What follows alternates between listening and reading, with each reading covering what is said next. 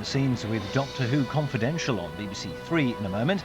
Here on BBC 1, the football has meant a few changes. The news is next, and then Sherlock Holmes faces the Hound of the Baskervilles at 8. But look away if you don't want to see what happens in next week's gripping series finale of Doctor Who.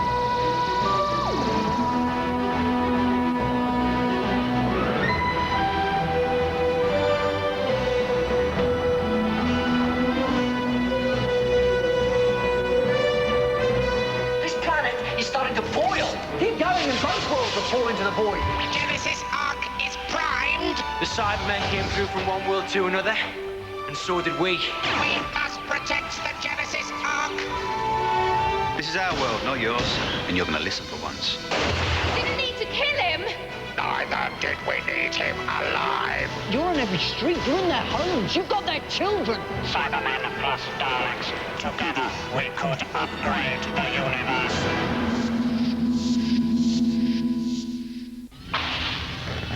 Get adventure you won't see on TV with the latest TARDIS-ode, available now. Just text TARDIS to 81010 or go to bbc.co.uk/Doctor Who. Ladies and gentlemen, boys and girls, Sport Relief proudly presents an equestrian extravaganza. Watch in wonder as our celebrities attempt the giant leap from show business to show jumping. Every night for 1 week only, your votes will help to decide which of our famous faces really can ride. Sport Relief presents Only Fools on Horses. Starting Friday at 8:30 on BBC 1.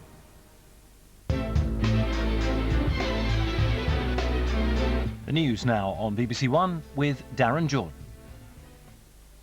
England are out of the World Cup. They lose to Portugal in a dramatic penalty shootout. The penalty kick from Cristiano Ronaldo that dumped Sven's men out of the competition. England's moment of agony as Wayne Rooney is sent off in the second half. And in other news, Prince Charles leads the tributes to those who fell at the Battle of the Somme.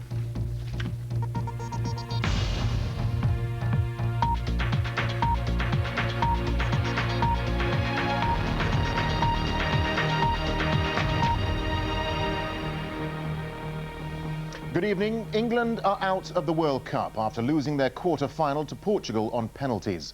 Wayne Rooney was sent off after an hour for stamping, and the captain David Beckham was substituted with a leg injury.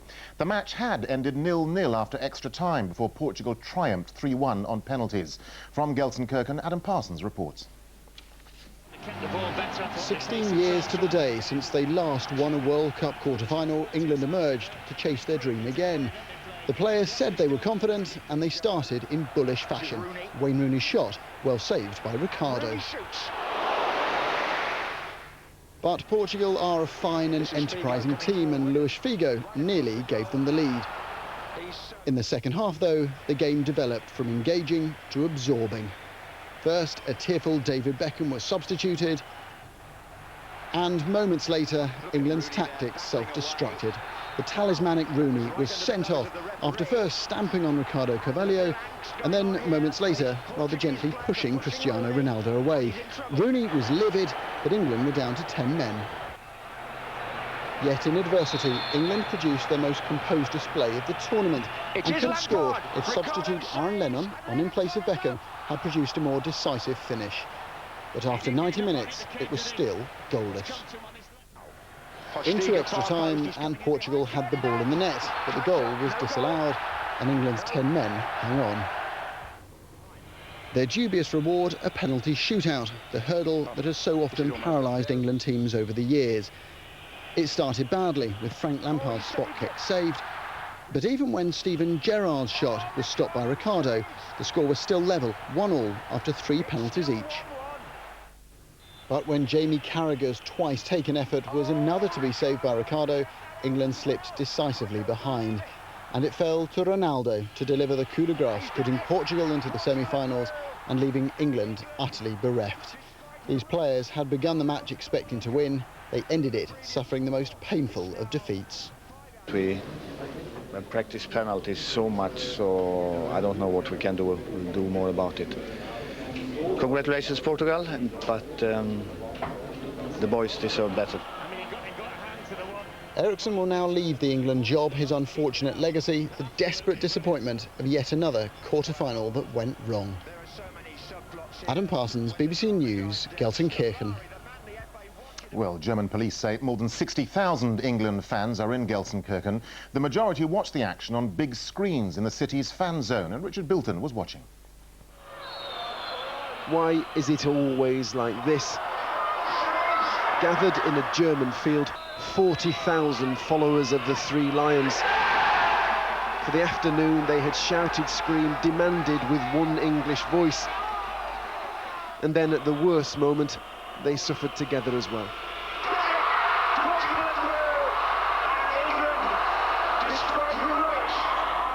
We're full of hope, full of expectation. We really believed it. Disgusting.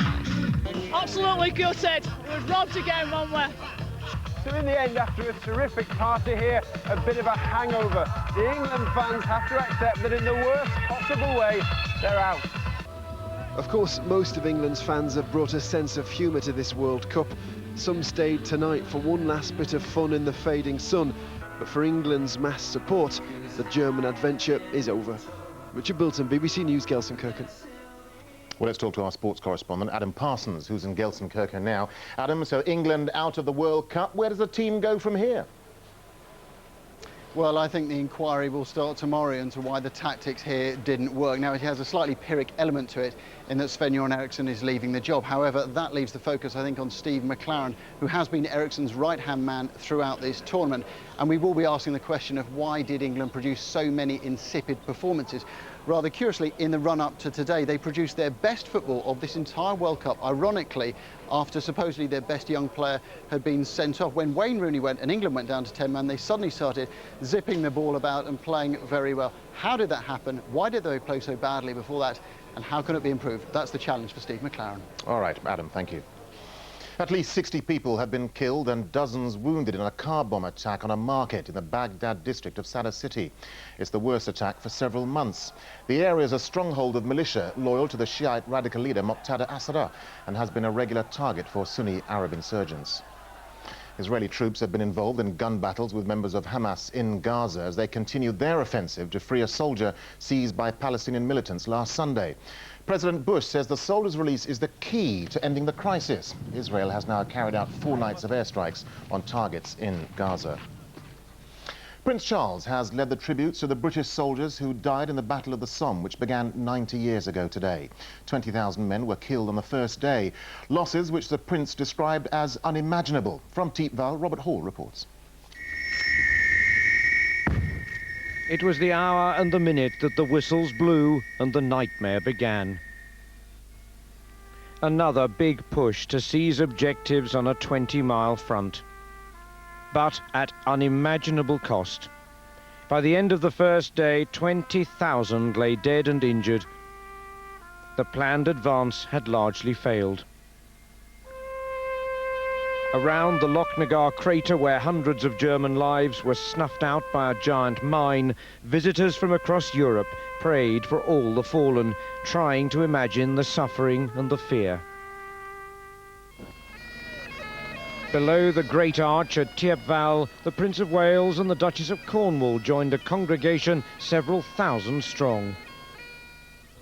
All this indescribable carnage is made ever more poignant in a personal way, and for many of us here today, by the fact that my wife lost 3 great uncles in these terrible battles, and I lost 1. Watching the Prince lead formal tributes, 110-year-old Henry Allingham is the last direct link with the battle. This event marked the end of so many personal pilgrimages. A shared commitment never to forget. Robert Hall, BBC News at Thiepval in northern France. One of England's greatest cricketers, Fred Trueman, has died at the age of 75. He'd been suffering from lung cancer. Trueman made his Yorkshire debut in 1949 and played 67 consecutive test matches for England. He was the first bowler to take 300 test wickets, reaching the milestone during an Ashes match against Australia in 1964. And you can see the latest on all those stories over on BBC News 24, including England's dramatic exit from the World Cup and the countdown at Cape Canaveral as the Space Shuttle Discovery prepares to launch in the next hour. Well, that's it for now. I'll be back with more from the newsroom at 10:20 here on BBC One. Now it's time to join our news teams where you are.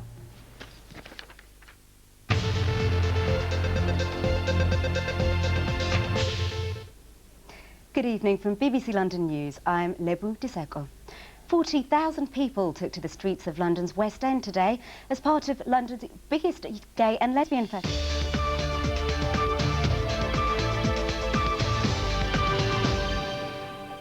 Good evening. The news now from the West. A 58-year-old man from Bristol is in hospital this evening after being stabbed at a country music festival in Wiltshire last night. The man, who hasn't yet been named, is said to be in a stable condition. Fiona Lambdin reports from Caen. 24 hours on and things couldn't be more different. It was in this marquee last night that a man from Bristol was stabbed. He was airlifted to the Great Western Hospital in Swindon. Today his injuries aren't thought to be life-threatening. This afternoon the festival's founder was still in shock. At one point last night it looked as if the police were going to put a stop to the three-day event. We've had no trouble for 17 years. It wasn't a Bowie knife or a country and western knife at all. It was just a little flick knife, and the injuries are only superficial and nothing life-threatening or anything like that. This afternoon, though, the crowds were determined the stabbing wouldn't ruin this long-running event. We've been here for a lot of years and it's been lovely. Everybody's really nice, friendly, and there's never been any problems whatsoever. They're just so friendly, nice people, do anything for you. Just, it's unbelievable. Fiona Lambdin, BBC Points West, Caen. And a 55-year-old man has tonight been charged with attempted murder and will appear before magistrates in Chippenham on Monday. Police have released the name of a man whose body was discovered in Bridgewater on Thursday. 39-year-old David Cox was found dead at a flat at Elmside House in Road Lane. A 40-year-old man who was arrested on suspicion of murder shortly after the discovery has been released on police bail. The man has been arrested in connection with the alleged attack on TV cables, which left 100,000 people without pictures for the England-Ecuador game last weekend. Telewest subscribers across Somerset, Bristol and Gloucestershire were unable to watch last Sunday's match after two mainline cables were severed just before 3 p.m. Now, can you say hello in Punjabi, Somali or Portuguese? Well, pupils at one Swindon school can. There are children from 30 different cultures at Drove Primary, and between them they speak a whopping 27 languages. Now, the pupils have made a DVD, which will be sent to all Swindon schools so everyone can learn about their different cultures. If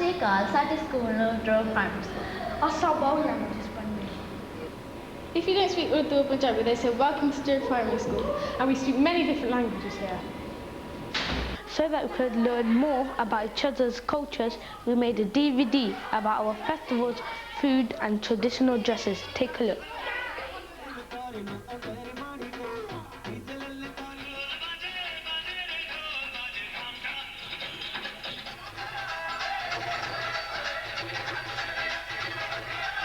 The Sikh sword dance is amazing because the way they practiced with the sword and chucked it about, and it looked really dangerous but fun. I learned that what Pakistan's people eat, like different food to English people. This is my Punjabi, and as you can see, it's got flowers and it's got patterns on it. This is my mummy's pretty Indian necklace, and these are my mummy's pretty Indian earrings. Why was it so important to make this DVD? Okay, well, as you know, our school has got 27 different languages and 30 different cultures represented, and we're unique in Swindon. So it was important for us to say that every child that comes to Drove is a child of Swindon, but you just happen to come from different cultures. We've learned to say goodbye in each other's all different languages. Hudafis, Kumakai, Sasiakai, and of course, goodbye! Aren't they clever? And the weather tonight will stay fine and dry, but rather muggy and uncomfortable overnight, with the temperature no lower than 16 Celsius. Tomorrow, another generally dry, hot and sunny day, though with a small risk of a heavy, thundery afternoon showers, temperature up to 30 Celsius. And the outlook for Monday, hot and sunny. Well, that's all from us for now. Don't forget the politics show from noon tomorrow and Points West at 5 to 8 tomorrow, both here on BBC1. For now, bye-bye. How high street banks are deliberately targeting customers in financial difficulty and using sophisticated hard sell tactics to push them further into debt, and in some cases to desperate measures. Panorama investigates the money trap tomorrow night, 10:15, here on BBC1. Hello, good evening. It's been hot and sunny today and will feel even hotter over the next couple of days, particularly across the Midlands and South East England. So we keep the heat wave warning going until midweek. If the heat does affect your health, you can contact NHS direct. But it really is the perfect evening. It's sultry and sunny out there, a glorious end to the day, and it'll be fine for most of us tonight, the exception of the far northwest with some drizzle and a few thundery showers for the southwest here. And quite warm, as you can see, 20 Celsius the low in central London. But a beautiful morning on Sunday, lots of sunshine, temperatures soon shooting up, as you can imagine, and staying sunny all day across the eastern England, and hardly any cloud around, a perfect day again, whilst to the north and west some changes, bright enough in Northern Ireland with some showers for Antrim and Down, but for Scotland, cooler in the north, significantly so, and some fairly lively downpours expected across central and southwestern areas, some slow-moving heavy showers here, possibly some torrential thundery downpours across the northwest of England. But away from there, beautiful and sunny. A little cooler on eastern coast, but you don't have to come far inland before you see the warmth. Temperatures getting up to around 30 or 31 Celsius. That's nearly 90 Fahrenheit. Just a light breeze. Hot for the West Country, pretty hot too for the southwest. You may catch a shower here, but essentially it's a dry story. For Wales, though, still here the risk of some lively downpours through tomorrow afternoon, also up into Lancashire. And still a scattering of thundery showers for the next couple of days, but the heat and sunshine stays in the southeast. Good evening. The thing I love about being a postman, different story every day. Please God, hang on. Raj loves the hours, gives him a chance to unwind. Oh! Farm pot's changing the world. Want some in Parliament, you'll wish you'd taken a chance. Dex gets to spend quality time with his new love. So, how's Saturday earlier? Well, I've been up 19 hours. What have you got in mind? Jack, we don't know much about him. There's something dark about him, I can sense it. And Charlie, he's the boss, and my best mate. Or so I thought. We're like family. Sorted. New drama coming soon to BBC1.